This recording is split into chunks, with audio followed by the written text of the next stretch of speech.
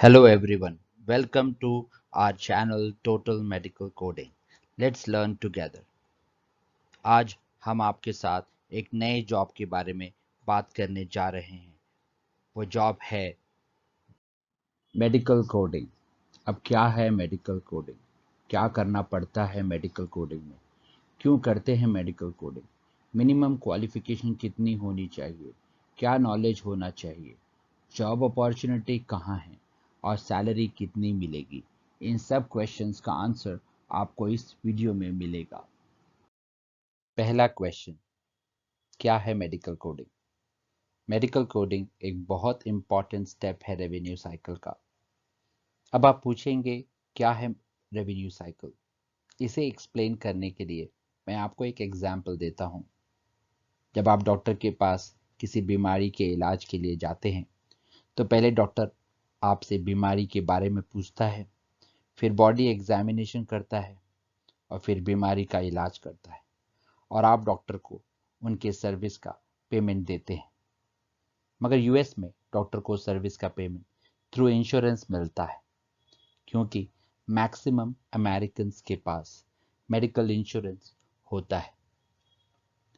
चलो देखते हैं कैसे अमेरिकन डॉक्टर्स को उनके सर्विस का पेमेंट मिलता है इंश्योरेंस से via revenue cycle in brief. First step, patient registration कराता है। दैट इज, पेशेंट अपॉइंटमेंट लेने के लिए कॉल करता है। रिसेप्शनिस्ट पेशेंट का इंश्योरेंस पॉलिसी डिटेल्स और डेमोग्राफी डिटेल्स लेते हैं और अपॉइंटमेंट रजिस्टर करते हैं।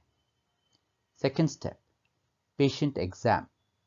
इसमें अपॉइंटमेंट के दिन पेशेंट डॉक्टर से सर्विस कराकर चले जाते हैं और फिर पेशेंट और डॉक्टर के बीच के कॉन्वर्सेशन और सर्विस डिटेल्स को डॉक्टर रिकॉर्ड करके ट्रांसक्रिप्टर को देता है। ट्रांसक्रिप्टर रिकॉर्डिंग सुनकर कंप्यूटर में टाइप करके स्टोर करते हैं। अब आता है मेडिकल कोडर का रोल। कंप्यूटर में जो डेटा स्टोर्ड है उसको पढ़कर कोडर बीमारी और डॉक्टर के सर्विस का कोड देते हैं, जो कि एक चार्ज शीट में डाल दिया जाता है। फिर क्लेम सबमिट होता है, पेमेंट प्रोसेस होता है, फिर बिलिंग होती है, फिर कलेक्शन होता है। At the end insurance doctor को सर्विस का पेमेंट दे देते हैं। तो आपने देखा कि क्या रोल है मेडिकल कोडिंग का इस रेवेन्यू साइकिल में। क्या करना पड़ता है मेडिकल कोडिंग में? मेडिकल कोडिंग में आपको पेशेंट के बीमारी रिलेटेड डॉक्यूमेंट को पढ़कर उसमें दिए बीमारी और बीमारी के इलाज का कोड करना पड़ता है। जैसे कि एड्स। एड्स बीमारी का कोड है B20। ये कोड एक ICD-10 कोड है। अब ये ICD-10 क्या है? ICD-10 का फुल फॉर्म है international classification of disease 10th revision clinical modification. ये एक बुक है जिसमें हर बीमारी का कोड दिया गया है। अब इस बुक को कैसे यूज करते हैं हम आने वाले वीडियोस में देखेंगे। अब देखते हैं कैसे करते हैं बीमारी के इलाज का कोड। बीमारी के इलाज का कोड आपको CPT बुक में मिलेगा। CPT का फुल फॉर्म है करंट प्रोसीजरल टर्मिनोलॉजी।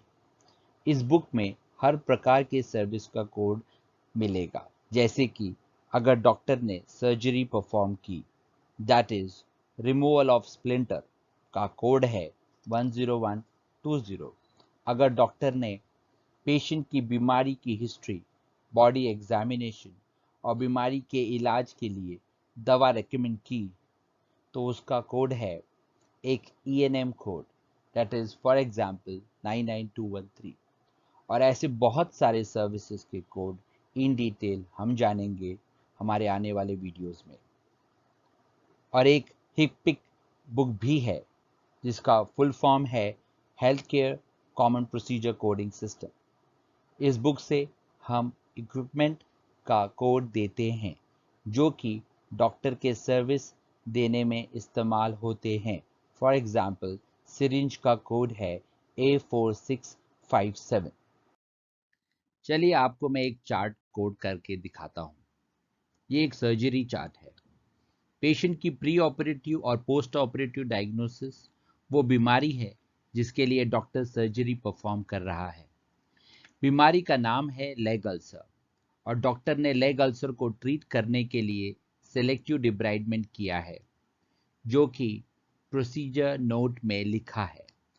चार्ट पढ़ने के बाद आप बीमारी लेग अल्सर का कोड करेंगे, जो कि है L97.909 और बीमारी के इलाज का कोड है 97597। ये कोड सेलेक्टिव डिब्राइडमेंट का है। तो आपने देखा कि कैसे कोडिंग की जाती है। अब हम देखेंगे मेडिकल कोडिंग के लिए कितना नॉलेज होना चाहिए। First point, medical terminology. For example tachycardia. अब आपको टैकीकार्डिया का मतलब नहीं पता, मगर जब आप मेडिकल टर्मिनोलॉजी लर्न कर लेंगे तो आप आसानी से समझ लेंगे बीमारी और सर्विस को। जैसे कि टैकीकार्डिया, प्रीफिक्स टैकी का मतलब है फास्ट एंड सफिक्स कार्डिया का मतलब है हार्ट, तो टैकीकार्डिया का मतलब है फास्ट हार्ट बीट। देखा आपने कैसे knowledge of medical terminology coding को आसान बना देता है। Next point, anatomy. Basic anatomy knowledge होना चाहिए जिससे आप समझ सकेंगे कि डॉक्टर ने कहाँ सर्विस प्रोवाइड की है, कौन से बॉडी पार्ट में इंजरी है, etcetera. Next point, histopathology. Study of diagnosis and condition को हिस्टोपैथोलॉजी कहते हैं। आपको डिजीज कंडीशन का नॉलेज होना चाहिए। फॉर एग्जाम्पल डायबिटीज़ क्या है, डायबिटीज़ के साइन एंड सिम्टम्स क्या हैं, डायबिटीज़ के कॉम्प्लिकेशंस क्या हैं, डायबिटीज़ का इलाज क्या है। इस नॉलेज से आपको आईसीडी गाइडलाइंस समझने में आसानी होगी और डॉक्यूमेंट इंटरप्रेट करने में भी। Next point, ICD guidelines. Proper ICD code, जो कि बीमारी का कोड है, वो करने के लिए आईसीडी गाइडलाइंस का नॉलेज होना बहुत इम्पॉर्टेंट है। How to search ICD code. आपको पता होना चाहिए कि कैसे आईसीडी बुक में कोड ढूंढते हैं। अगर आपको प्रॉपर तरीका नहीं पता तो आपका कोड रॉन्ग हो सकता है। CPT guidelines with codes. CPT code, जो कि बीमारी के सर्विस का कोड है, उसकी जानकारी और रिलेटेड गाइडलाइंस का नॉलेज भी होना चाहिए। The last point is HCPCS code. यह कोड सर्विस देने के दौरान जो भी इक्विपमेंट डॉक्टर यूज़ करता है उसके लिए इस्तेमाल होता है, जैसे कि सिरिंज, व्हीलचेयर, ड्रग्स, एटसेट्रा। इन सब टॉपिक्स पे मैं आने वाले वीडियो में इन डिटेल डिस्कस करूंगा। चलो देखते हैं क्वालिफिकेशन कितना होना चाहिए। मिनिमम क्वालिफिकेशन है science graduates, specially life science, botany, zoology. Even post graduates, B pharm, M pharm, nurses, doctors भी मेडिकल कोडिंग कर सकते हैं।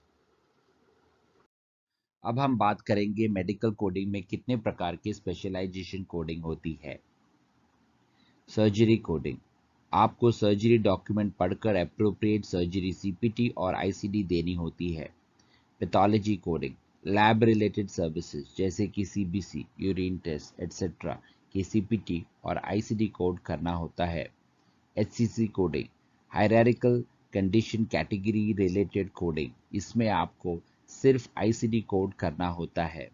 ईएनएम कोडिंग, इसमें आपको problem related evaluation and management CPT codes और आईसीडी कोड करना होता है।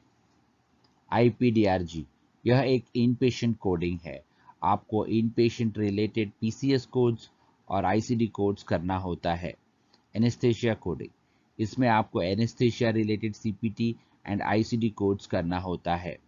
रेडियोलॉजी कोडिंग, एक्सरेज, सीटी, एमआरआई, अल्ट्रासाउंड, इन सर्विसेज का सीपीटी कोड और रिलेटेड आईसीडी कोड्स करना होता है। इंटरवेंशनल रेडियोलॉजी, यह एक ऐसा सर्विस है जिसमें डॉक्टर रेडियोलॉजी टेक्निक की मदद से सर्जरी परफॉर्म करते हैं। इसमें सर्विस रिलेटेड आईसीडी और सीपीटी कोड करना होता है। इन सब स्पेशलाइजेशन में आईपीडीआरजी ऐसा स्पेशलाइजेशन है जिसमें आपको सबसे ज़्यादा सैलरी मिलती है। और अगर आप इन सब कोडिंग के स्पेशलिस्ट बनना चाहते हैं और इनका डिटेल में स्टडी करना चाहते हैं तो आपके पास सर्टिफिकेशन करने का भी मौका है, जिससे आपका नॉलेज और सैलरी दोनों बढ़ेगा। आउट पेशेंट कोडिंग के लिए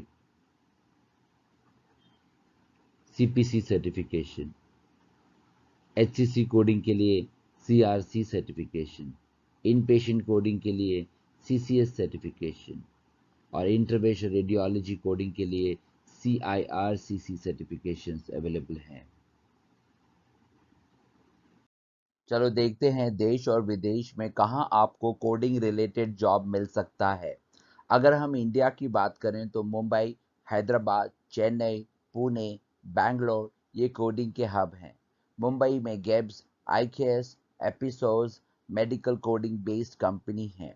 अगर हम पुणे की बात करें तो कोटिविटी, स्पेक्ट्रेक्स, एक्सेस हेल्थ केयर जैसे बड़े कंपनी मेडिकल कोडिंग में एक्टिव हैं।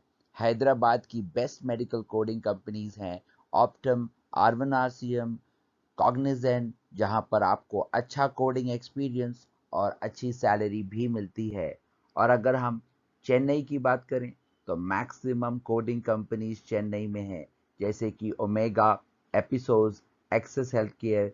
यहाँ पर भी बहुत अच्छी सैलरी और कोडिंग एक्सपोजर मिलता है। अब बात करते हैं फॉरेन कंट्रीज की, जैसे कि Bhutan, China, Singapore, Canada, Australia, USA, UAE जैसे देशों में अगर आप मेडिकल कोडिंग का जॉब करें तो आपको अच्छी खासी सैलरी मिल जाती है। अब बात करते हैं सैलरी स्ट्रक्चर एक मेडिकल कोडर की। इंडिया में minimum 12,000 Indian rupees per month मिल सकता है और मैक्सिमम 60,000 रुपीस पर मंथ मिल सकता है। USA में 4 to 10 lakh Indian rupees per month मिल सकता है और अरब कंट्रीज में 1 to 2 lakh Indian rupees per month आपको मेडिकल कोडिंग में मिल सकता है। अगर आपको हमारा वीडियो पसंद आया और आप इन डिटेल मेडिकल कोडिंग सीखना चाहते हैं तो हमारे चैनल को सब्सक्राइब कर लीजिए, जिससे हमारे आने वाले वीडियोस के नोटिफिकेशन आपको मिल जाए। Thank you.